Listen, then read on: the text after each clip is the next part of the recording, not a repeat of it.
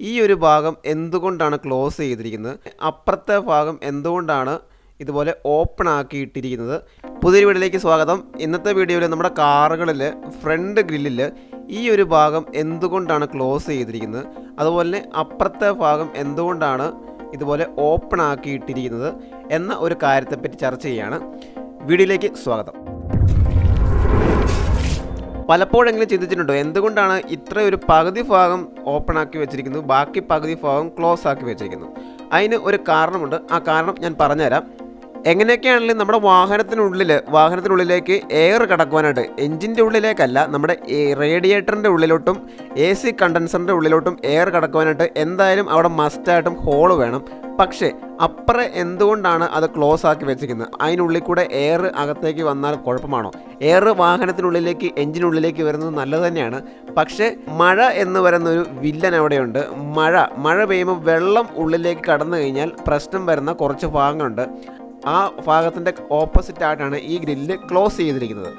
ഉദാഹരണമായിട്ട് ഇപ്പോൾ ഒരു വണ്ടി കാണിക്കുകയാണ്. ഈ വണ്ടിയുടെ ഗ്രില്ല് നിങ്ങൾ നോക്കുവാണെങ്കിൽ അത് എക്സ്ട്രാ ആക്സസറി ആയിട്ട് മോഡിഫിക്കേഷൻ ചെയ്തിരിക്കുകയാണ്. അതായത് ആ ഒരു കമ്പനി തന്നിരിക്കുന്ന ഗ്രില്ല് മാറ്റിയിട്ട് ഇതുപോലൊരു മെഷ് കയറ്റിയിരിക്കുകയാണ്. അതുകൊണ്ട് വണ്ടിയുടെ ആ ഒരു പോർഷൻ ഫുള്ളായിട്ട് ഓപ്പണിംഗ് ആണ്. അതായത് കമ്പനി ക്ലോസ് ചെയ്ത് വച്ചിരിക്കുന്ന ഭാഗം നമ്മൾ ഓപ്പൺ ആക്കി കഴിഞ്ഞ് കഴിഞ്ഞാൽ എന്തൊക്കെ പ്രശ്നങ്ങളാണ് വരുന്നത് എന്ന് ഈ വീഡിയോയിലൂടെ വ്യക്തമായി പറയാണ്.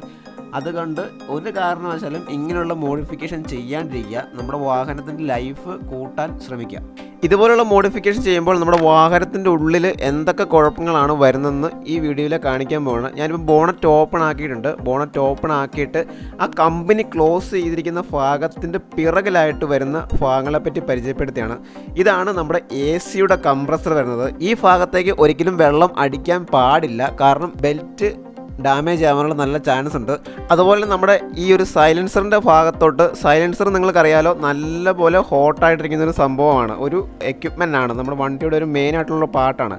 ആ പാർട്ടിലേക്ക് നമ്മൾ വാഹനം ഓടിക്കുന്ന സമയത്ത് അല്ലെങ്കിൽ മഴയുള്ള സമയത്ത് ഇതുപോലെ വെള്ളം അടിച്ച് കയറുമ്പോൾ ആ ചൂടായിരിക്കുന്ന ഭാഗത്തേക്ക് ഇതുപോലെ തണുത്ത വെള്ളം വന്ന് അടിക്കുമ്പോൾ, നിങ്ങൾക്കറിയാം തണുത്ത വെള്ളം ഒഴിച്ച് കഴിയുമ്പോൾ ഓട്ടോമാറ്റിക്കായിട്ട് ആ വെള്ളം അതിൽ വന്ന് നീരാവിയായി പോകും. അല്ലെങ്കിൽ ആ ഒരു തണുത്തിരിക്കുന്ന ഒരു വസ്തുവിലേക്ക് പെട്ടെന്ന് വെള്ളം കോരി ഒഴിക്കുമ്പോൾ എന്താണ് ഉണ്ടാവുക?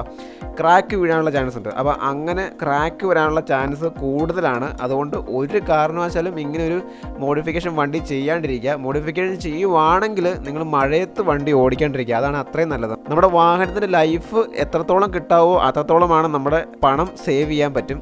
അപ്പം ഈ ഒരു കാര്യം പ്രത്യേകം ശ്രദ്ധിക്കുക. അപ്പോൾ ഈ ഒരു ഇൻഫർമേഷൻ നിങ്ങളിലേക്ക് തരാൻ വേണ്ടിയാണ് ഞാനൊരു വീഡിയോ ചെയ്തത്. ഈ വീഡിയോക്കുള്ള കണ്ടൻറ്റ് ഇഷ്ടമായെങ്കിൽ ലൈക്ക് ചെയ്യുക. അതുപോലെ തന്നെ അടുത്ത നല്ല കണ്ടൻറ്റുമായിട്ട് അടുത്ത ദിവസം വരാം. അതുകൊണ്ട് ഈ ചാനലൊന്ന് സബ്സ്ക്രൈബ് ചെയ്യുക, സപ്പോർട്ട് ചെയ്യുക.